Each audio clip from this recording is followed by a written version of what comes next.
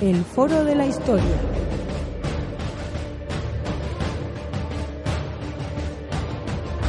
El pasado tiene mucho que contar.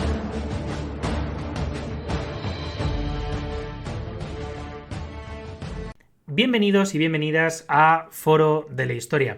Hoy estamos aquí un día más para hablar, en este caso, otra vez acerca de juegos de mesa. Hoy estamos otro día más con Luis, uno de los fundadores de Dracoideas, y en este caso con Miguel Márquez, autor del juego Tetrarquía. La verdad es que tenía muchas ganas de hacer este programa porque ciertamente este juego, cuando me lo envió Luis, la verdad que me gustó muchísimo. Me parece que es un juego muy interesante, muy compacto y desde luego con una época histórica bastante interesante. ¿Qué tal? ¿Cómo estáis, chicos? Muy ¿Qué bien. tal, Javi? Encantado de estar aquí de nuevo contigo. Pues el placer es mío porque, joder, pues reunirnos un poquito a hablar sobre juegos de mesa, sobre todo con la trayectoria de colaboraciones que llevamos, Luis, la verdad que está genial. Yo creo que este nuevo formato además invita bastante. Además yo sé que habéis hecho, bueno, por lo menos vuestro Tetrarquía ha tenido algún que otro podcast ahí en Evox, que lo estuve mirando el otro día y además unos podcasts bastante interesantes, bastante completos, digamos, en cuanto a lo que es el propio juego, el tema histórico y luego lo que es lo que es el propio juego, ¿no? En cuanto a la jugabilidad. Sí, Vamos la verdad a... que es que... Sí. Sí, no, que el juego está teniendo mucho interés, tanto en jugadores casuales como jugadores de lo que llamamos wargamers. Y la verdad es que es un juego para todos los públicos. Como se puede jugar en solitario, sin ningún problema, porque es exactamente igual el sistema que jugar en cooperativo con 2, 3 o 4 jugadores. La verdad es que está abierto a cualquier tipo de público. Bueno, la verdad es que es un juego, y ahora nos lo contará un poquito mejor Miguel, que se ubica en un contexto histórico bastante complejo, ¿no? Concretamente en este siglo tercero antes de Cristo, perdón, después Después, de Cristo, en sí, donde, bueno, pues tenemos al cónsul romano Marco Claudio Marcelo, que, bueno, pues junto con, digamos, una serie de, bueno, con los emperadores, como es el caso de Diocleciano y tal, tenemos ahí a la tetrarquía, ¿no? Ese contexto en el cual hay 4 emperadores en el Imperio Romano y que desde luego, pues, oye, da lugar a mucho juego, ¿verdad? Sí, o sea, yo... la idea me surgió, una afición mía son los juegos y la otra afición es la historia. Y entonces, pues, leyendo sobre el Imperio Romano, al llegar a la época esta de la tetrarquía, enseguida me vino a la cabeza que sería fácil hacer un juego a partir de esa idea, de 4 jugadores que tienen que colaborar y luchar contra amenazas un poco generales. No es un enemigo solo, pero son enemigos que llegan un poco durante 20 o 30 años, llegaron de todas partes. Y luego esa fue la primera idea y la segunda fue hacer un juego porque juegos de guerra de esta época hay muchos con un montón de cartas, un montón de sucesos mi idea era hacer algo que capturase la sensación, pero no los detalles. Hacer un juego que fuese fácil de jugar y que fuese fácil, sobre todo cuando llevas una temporada sin jugarlo, sacarlo a la mesa y volver a jugarlo sin tener que leer un montón de reglas. Bueno, de hecho, en realidad, al final el contexto histórico es relativamente parecido al que habrá un siglo después con todo el tema de las invasiones, ¿no? De las invasiones godas. Y bueno, en este caso sí que es verdad que tenemos, por ejemplo, la revuelta de Carausio o, por ejemplo, las guerras danubianas, que tienen quizá una mayor dificultad, o la guerra mauretana o la gran guerra persa, que digamos suceden la verdad que en un transcurso de tiempo bastante corto, ¿no? En torno al 286 y el 299, todas estas campañas. Me llama mucho la atención el hecho de que bueno, que puede haber entre 1 y 4 jugadores y sobre todo una de las cosas que tú me has comentado, me parece muy interesante, Miguel, el tema de que se pueda, digamos, pues recordar fácilmente el juego, ¿no? Porque sin duda alguna creo que es una de las mayores virtudes de un juego de mesa.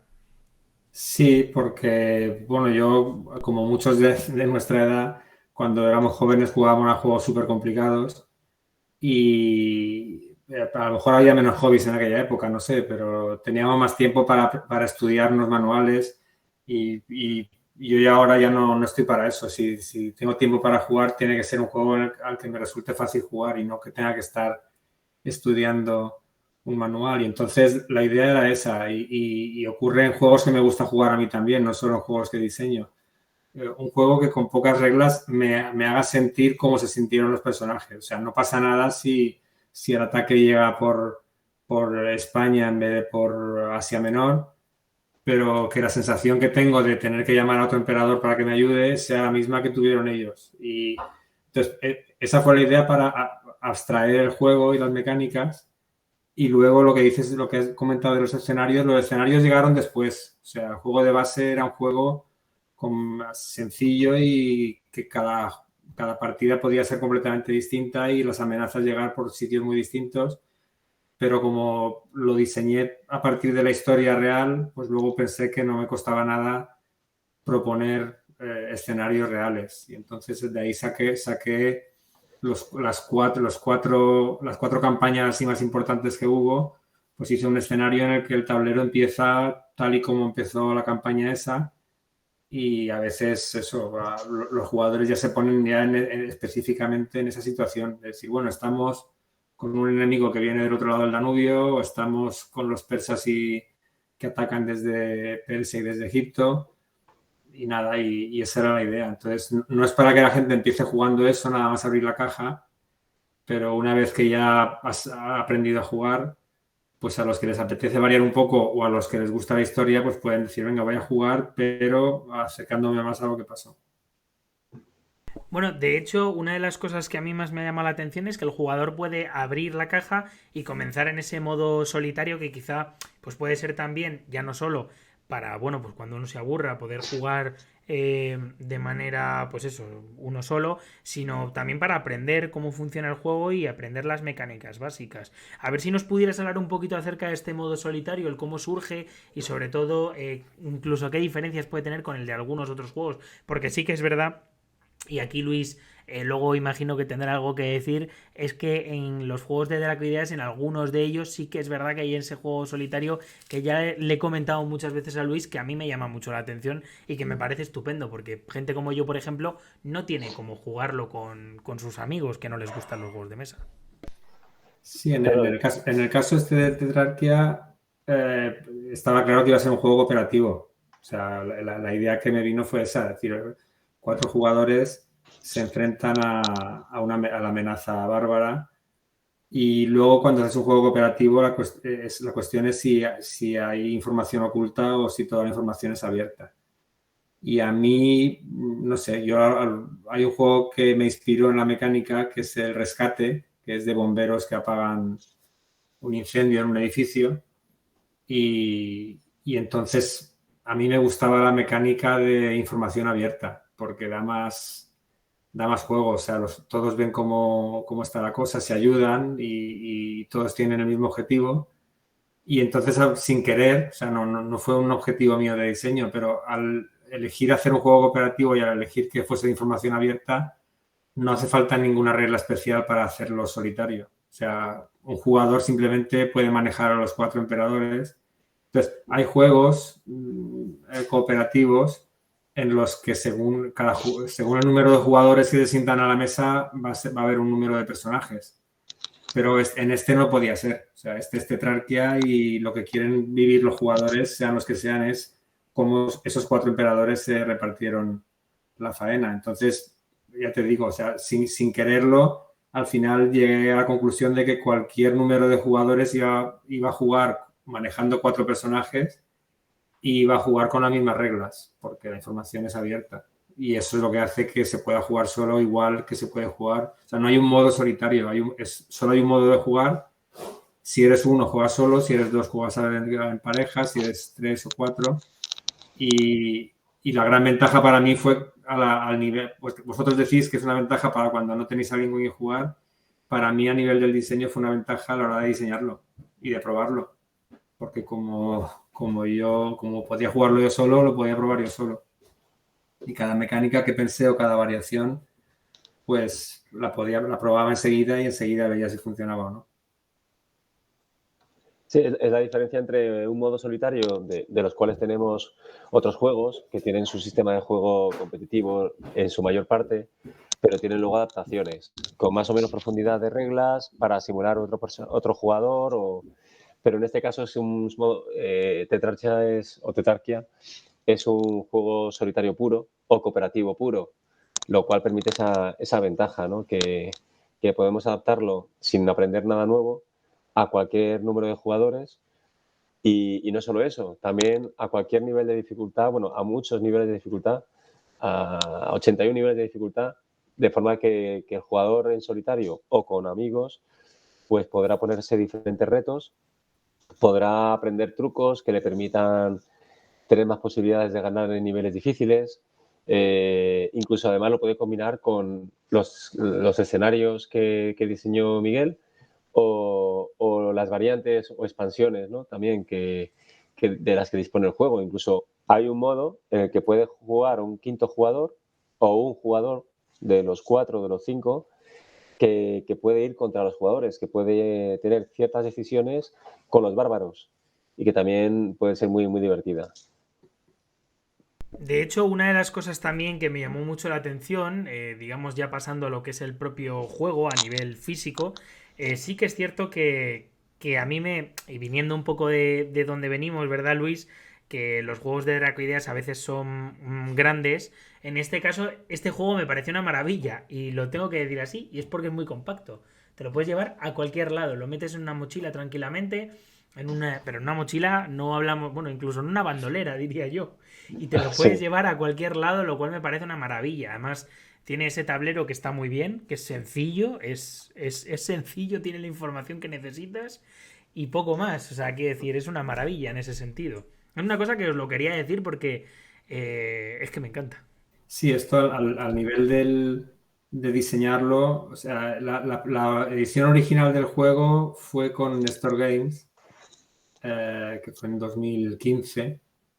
Y esta casa de juegos hacía juegos en un estuche y el tablero tenía que ser un tablero A4 y que se enrollase y se guardase en el estuche. Entonces, cuando diseñé el juego ya lo hice con ese límite. Dije, tiene que el mapa caber en un A4, no muchas fichas.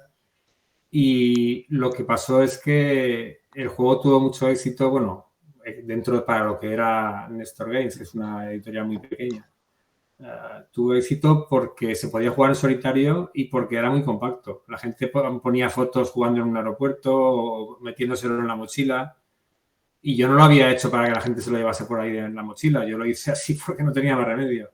Entonces, cuando hablé con Luis y con la gente de Draco para hacer una edición ya más profesional, ellos podrían haberlo hecho más grande. Ellos no tenían un límite.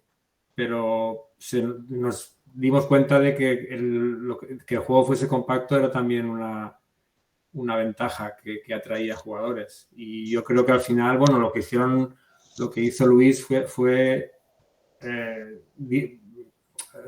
guardar el formato a nivel del tamaño, pero proponer además un tapete de estos grandes que hacen ellos como opción. Y yo creo que así todo el mundo está contento, porque los que lo quieren porque es compacto se compran el juego y ya está. Y al que le gusta mucho y además quiere jugar más a lo grande, pues se puede comprar el tapete y tiene las dos cosas.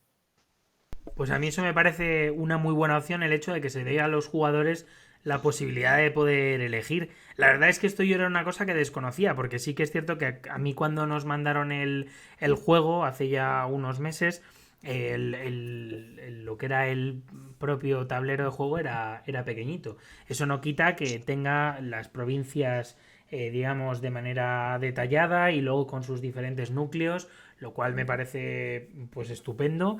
Y luego, por otra parte, otra cosa que me gustó mucho era el hecho de que venían muchas fichas que lógicamente tampoco eran muy grandes y que te las podías, lógico, llevar a cualquier lado. Y además están bastante bien, son bastante... O sea, se nota que el material es bastante bueno y no son demasiadas fichas, lo cual en algunos de estos juegos como que te aturulla un poco, ¿no? Porque dices, joder, tengo aquí 200 fichas y en este caso pues era una cosa, pues incluso con esto también muy compacta. Por otra parte, me gustaría que nos comentarais un poco cuál es, o bueno, sobre la jugabilidad, cuál es el aspecto que más os gustaría destacar, ¿no? No sé si quieres decir tú algo antes, Luis, o Sí, empiezo yo. a ver, este es un juego, lo que yo destaco más es que es un juego para machacarlo a partidas, para desgastarlo. Porque, bueno, conozco a gente que incluso antes de acostarse se juega su partidita. Entonces, son esos pequeños retos de 20-25 minutos en las cuales vas subiendo de nivel o llega un amigo y se lo enseñas, jugáis una partida juntos o para jugar en familia. Por ejemplo, padres y madres con hijos. Es un juego ideal para todos esos momentos, esos huecos para jugar una partida como reto personal o como partida cooperativa con amigos o familia. Y sobre todo, pues el nivel de dificultad es una enorme ventaja que tiene el juego porque es un reto el tratar de superarte a ti mismo, ¿no? El aprender pequeños trucos y pequeñas tácticas y que eso te ayude un poquito a que tengas la posibilidad de ganar. Que luego cada partida te sorprende. También es muy curioso como pasan cosas muy diferentes en un sistema tan sencillo como está concebido.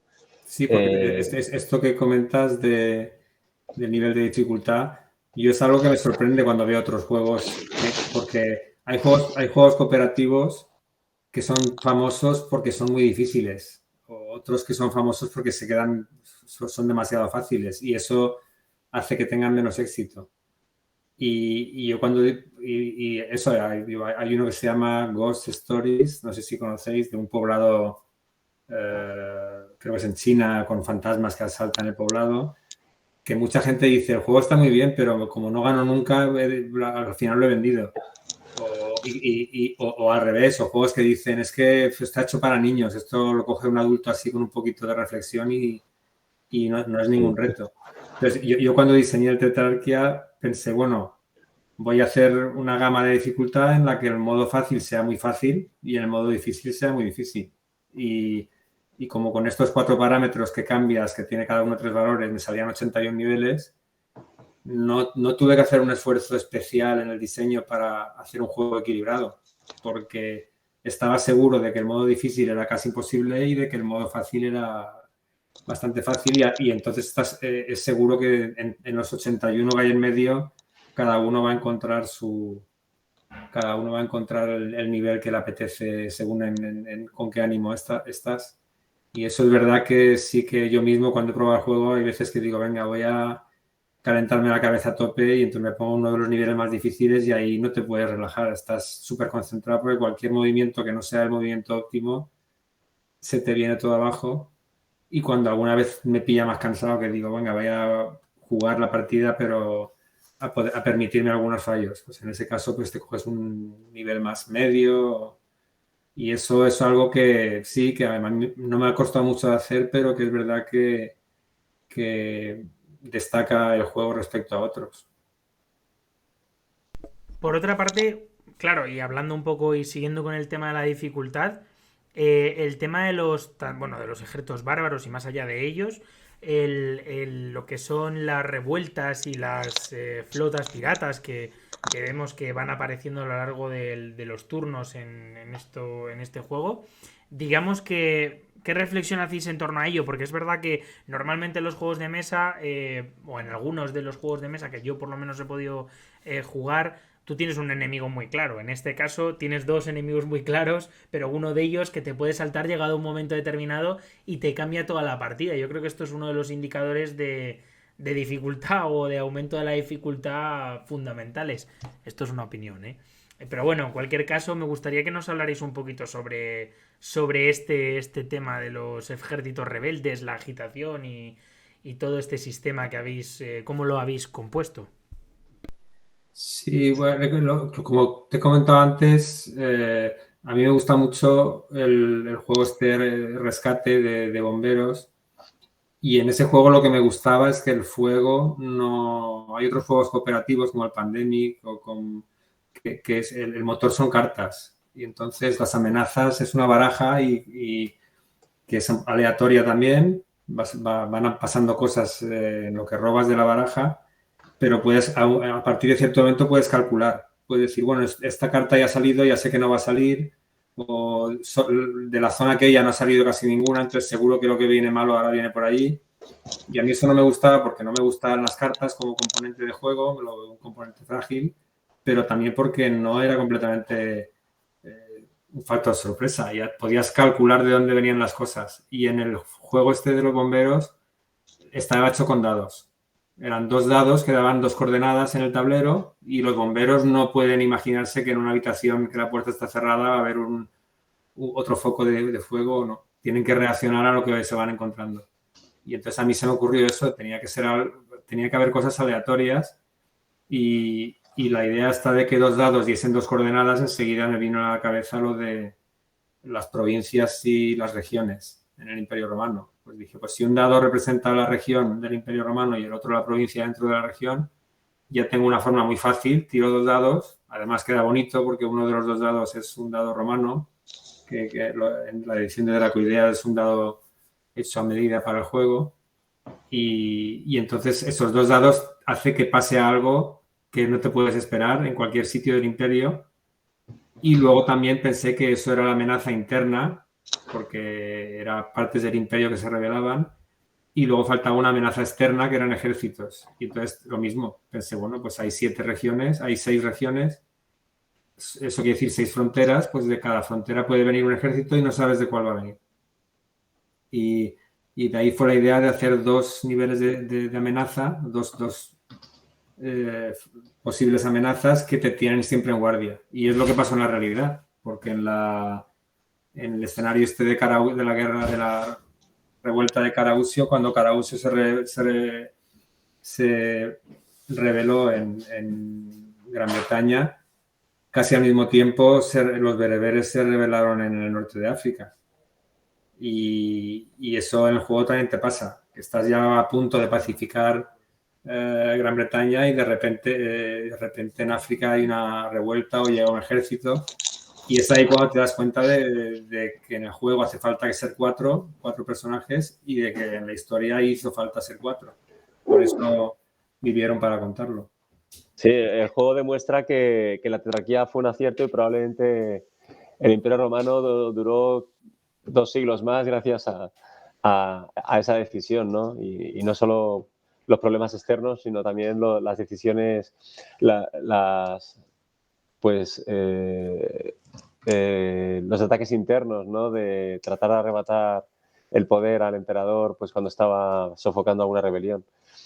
Eso y de hecho es un ejercicio que es muy fácil de hacer. Puedes jugar la partida con un personaje solo y vas a ver que no vas a durar mucho.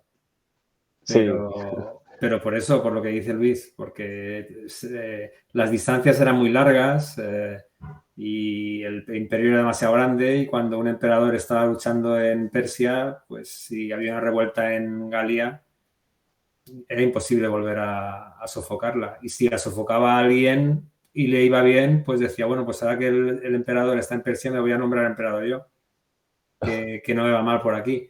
Y eso es todo lo que pasó durante el siglo III. O sea, la tetrarquía llegó al final del siglo III y llegó para evitar toda esta inestabilidad interna y externa. Bueno, el siguiente siglo tampoco se libraría de verdad demasiado ni de revueltas ni de usurpaciones y bueno, ya sabéis la historia del final del Imperio Romano, si no hay algún podcast por ahí. Duró poco la tetrarquía. Sí. Pues por otra parte, mirad, me gustaría que nos comentarais un poquito cuál ha sido el feedback de la gente que ha probado este juego, más allá de lo que hemos hablado del tema del propio juego físico y las virtudes que tiene a mi juicio, sino también que nos contéis un poco en qué eventos los habéis presentado y cuál ha sido, pues un poco el feedback de la gente, de los consumidores. Pues la verdad es que nosotros hemos notado mucha curiosidad desde el principio, desde el minuto 1, cuando sacamos la primera edición y se agotó, la verdad es que se agotó en muy poquito tiempo. en un mes, pues había mucha curiosidad por parte... Lo que pasa es que nosotros cuando compartimos un juego nuevo, hacemos vídeos y lo mostramos al público para que se hagan una idea de cómo es. Pero digamos que el jugador de juegos de simulación histórica o wargames densos, pues estaban un poco con la curiosidad de cómo puede ser un juego tan pequeño, tan barato, con tan pocos componentes y que yo me sienta con ese grado de inmersión en las partidas, ¿no? Y eso por un lado. Y por otro lado, gente que estaba iniciando en los juegos históricos y claro, ve esta opción y dice, mira, este juego parece sencillo para mí, voy a aprender, ¿no? Y en ambos casos, el juego ha funcionado muy bien porque además, como hemos dicho antes, es un juego muy fácil de sacar a mesa, es muy fácil de compartir con gente, con amigos, probarlo tú en solitario y claro, es mucho más fácil convencer a los amigos con una explicación de 5 o 10 minutos o en los eventos, cuando nosotros hemos ido a diferentes puntos de España a enseñar el juego, pues es muy fácil que en 5 o 10 minutos estén ya jugando. Tú les vas guiando un poquito al principio, pero ya juegan de forma totalmente autónoma. Y esas ventajas las tienen muy poquitos juegos, sobre todo con ese grado de simulación que mediante el azar y mediante ese equilibrio que tiene, pues se logra alcanzar. Entonces, el minimalismo llevado al extremo en este juego, pues ha sido un éxito para todo ese tipo de públicos. Y yo creo que bueno, yo no he tenido la suerte de juntarme con Draco en los eventos porque vivo en Francia y todo lo que colaboramos lo hacemos a distancia. Pero bueno, sí que hice la bellota con ellos, la que fue virtual, la de hace 2 años. Pero cuando he enseñado el juego a gente por primera vez y aparte de que las reglas sean sencillas, yo creo que el que sea cooperativo ayuda mucho a introducir pasando 2 o 3 personas o 4 y se quieren poner a jugar. Lo van a entender todos fácilmente porque es sencillo, pero siempre hay alguno que lo entiende mejor y enseguida le va a ayudar a los demás. Va a decirle, no, hombre, no, ahí no vayas porque nos quedamos un poco expuestos, o quédate allá porque si te quedas ahí yo puedo ir a este sitio. Y el hecho de que puedes opinar cuando les toca a los demás hace que se aprenda más rápido todavía. O sea, si cada uno piensa lo que va a hacer en su cabeza sin expresarlo, no puedes no estar seguro de que lo que estás pensando está bien, pero cuando lo estás hablando con todos, porque todos luchan juntos, sí. Evitas el mal rollo de quién va a perder y además haces que los 4 jugadores o los que sean lo aprendan enseguida y lo aprendan juntos. Es especialmente divertido ver las partidas en los eventos. Yo no me aburro porque les ves debatiendo como si estuvieran en el Senado, tratando de buscar la mejor solución. Y además lo bueno es que normalmente siempre hay 2 o 3 opciones disponibles. O sea, cuando puedes atacar por aquí, puedes irte por tierra, puedes mover la flota, puedes tratar de quitar esta agitación y esta revuelta, rebajarla a solo una agitación. Yo qué sé. Tienes muchísimas opciones. 2 o 3 opciones por movimiento, entonces eso siempre te genera un debate interno entre los jugadores de cuál es la mejor opción.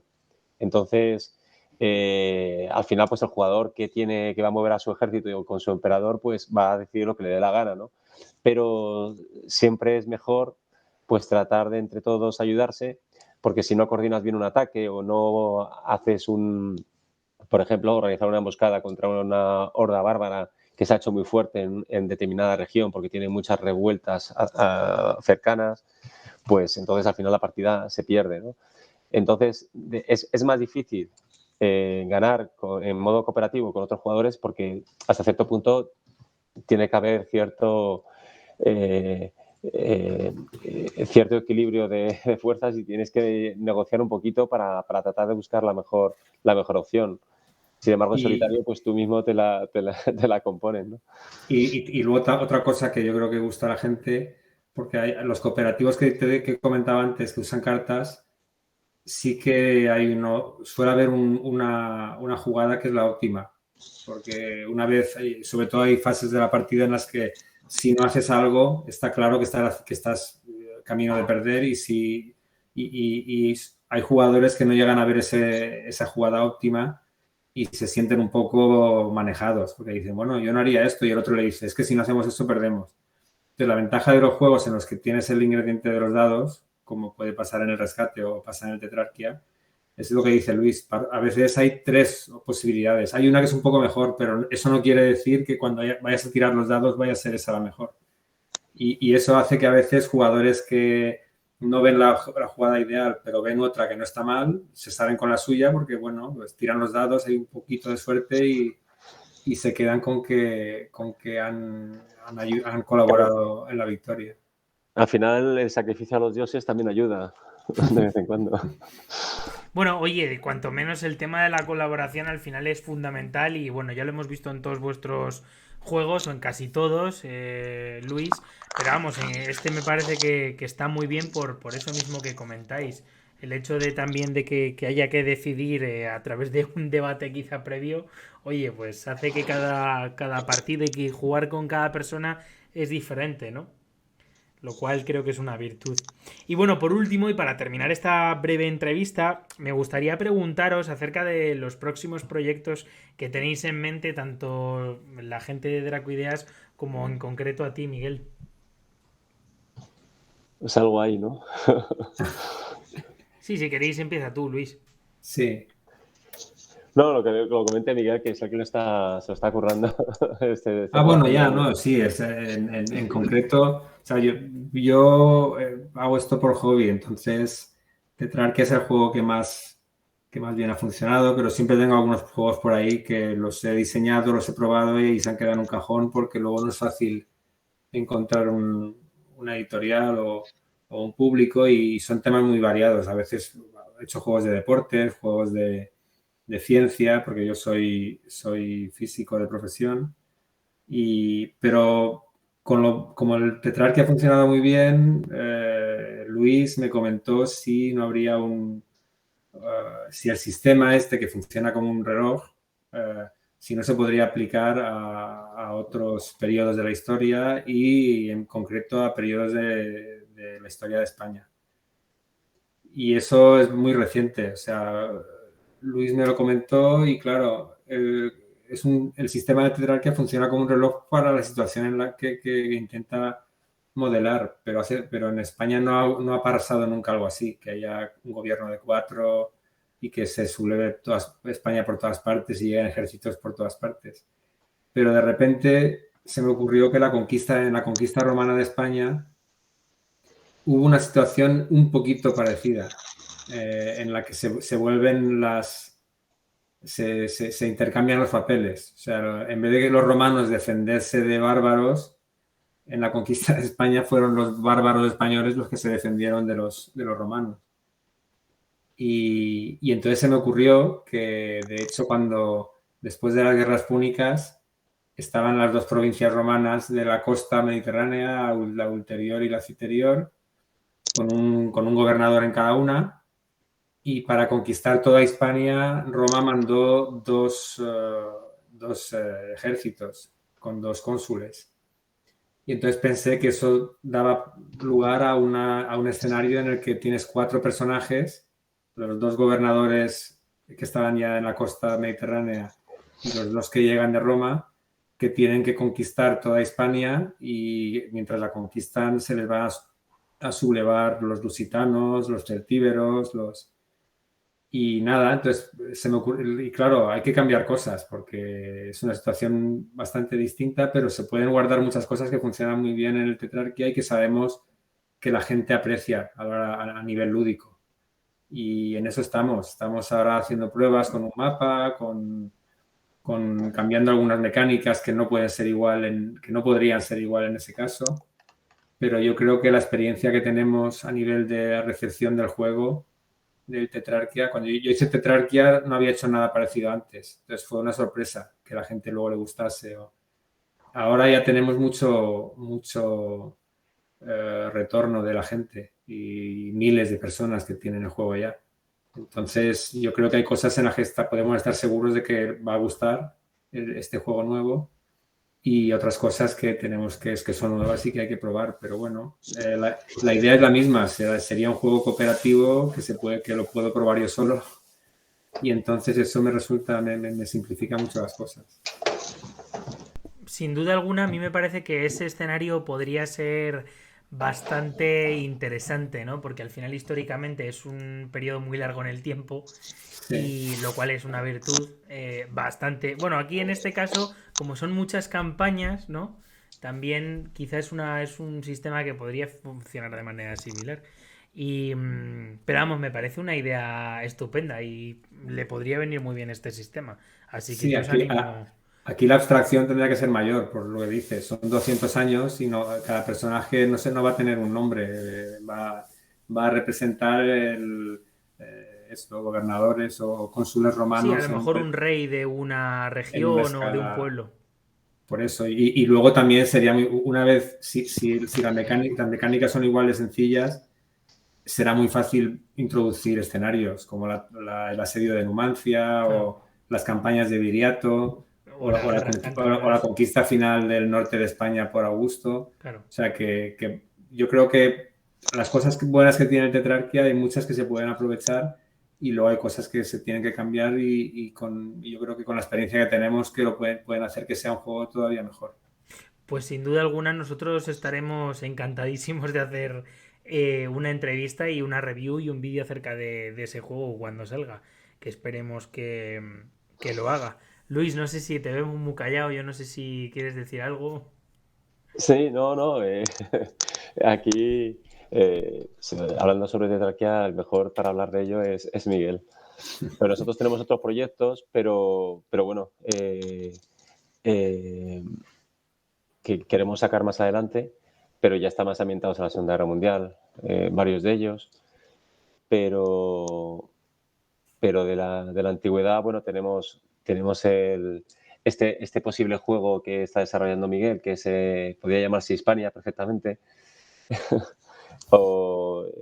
También estamos trabajando con la traducción de un juego que ha sacado una editorial británica que se llama Esparta, que está muy bien ambientado en las guerras entre los griegos, la guerra del Peloponeso y las guerras con Tebas. Y luego en la Segunda Guerra Mundial tenemos previsto sacar, ya está en fábrica de hecho, Furia Midway, la batalla aeronaval entre japoneses y americanos en Midway, muy chulo, con un sistema muy original para reproducir los señuelos y los ataques un poco a ciegas de las escuadras de aviones entre los diferentes portaaviones.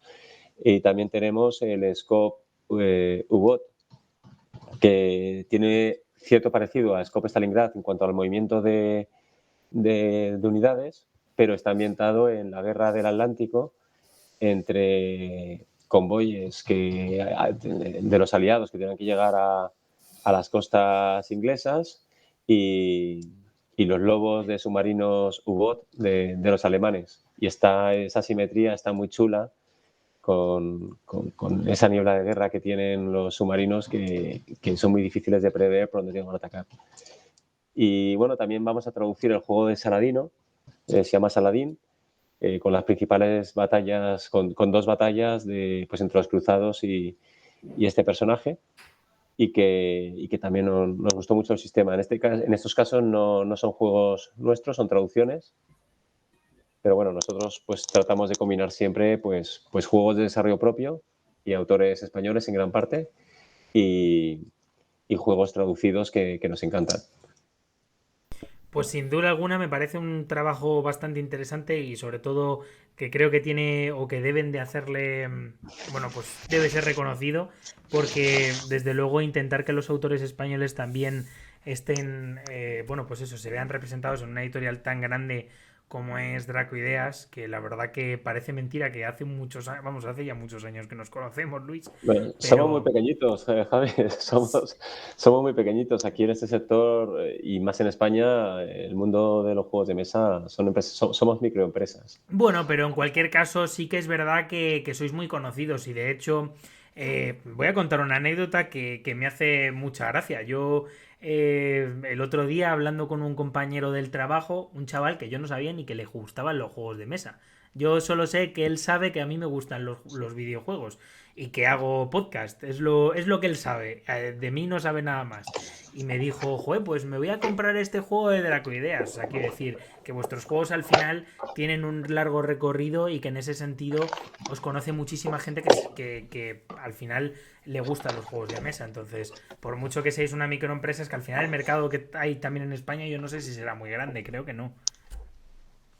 Está creciendo mucho, también está creciendo mucho la oferta y bueno, al final todos los juegos de todo el mundo con la globalización pues tienden a traducirse en diferentes idiomas, entonces al final hay mucha oferta de juegos y solo los más grandes pues sobreviven y son top ventas, ¿no? Como puede ser el Tetrarcha. Sí, Pero pero sí, la yo verdad creo que también como en los juegos que hace Draco con una parte, con una versión en inglés, yo creo que cada vez se están conociendo más fuera de España y casi toda la presencia que tengo en Internet, yo no tengo cuentas ni de Twitter, ni Facebook, ni nada, pero yo tengo una cuenta en Board Game Geek, que es la página así de juegos más importante del mundo, que sea una página americana, anglófona, y allí yo sí que noto estos últimos años que cada vez los juegos de sí. Dracoideas se comentan más y la gente Oye, los compra porque tenéis tienda online y la gente de cualquier parte del mundo lo puede comprar en cuanto tenga el reglamento en inglés. y además de que lo sacamos en inglés y en español, en una misma edición, salió en chino y ha salido en italiano. Y estamos detrás de que lo saquen en francés. Pero bueno, hay tantos juegos que al final es complicado que nuestros juegos salgan en otros idiomas. Pero bueno, lo estamos consiguiendo con Tetrarquia y con alguno más. Pues hombre, sin duda alguna es bueno, pues creo que tenéis una proyección ahí a futuro interesante. De todos modos, al final, esto es una cosa que lo iremos viendo aquí también, porque como nuestras colaboraciones son bastante estrechas y duraderas en el tiempo, es una cosa que no me cabe duda que seguiremos hablando de vuestros juegos. Dar, por cierto, muchísimas gracias a Miguel por estar aquí, porque oye, pues sin duda A alguna el juego es vosotros. una maravilla y nada, y dar las gracias a Luis por siempre, pues por traernos a tan buena gente como es Miguel o como fue Mario en su momento, que yo creo que, oye, pues se agradece mucho y yo creo que nuestros oyentes lo agradecen también. Sí, también estuvo Juan, creo recordar, con el Scope Stalingrad, ¿no? No, nosotros no Con grabamos Master. ningún podcast Ah, sobre ello. no, Grabamos uno acerca de uno con Mario. Esparta. No, sí, el de dos. ¿Cómo era? El de dos. A ver, que lo tengo por aquí. El de 300 Tierra y Agua. Ahí es cuando hablamos con Mario. Pero tenemos que Sí, hacer alguna otra cosilla acerca de algún que otro juego. Y bueno, pues nada, sí. daros las gracias por estar aquí. Nos vemos. Bueno, vamos a dejar los links en la descripción para que se pueda adquirir este Tetrarquía que tanto nos ha dado que hablar. Y bueno, pues nos vemos la semana que viene. Nos tenéis además también en otras redes sociales que las tenéis en la descripción y nos vemos. Chao. Chao. Adiós.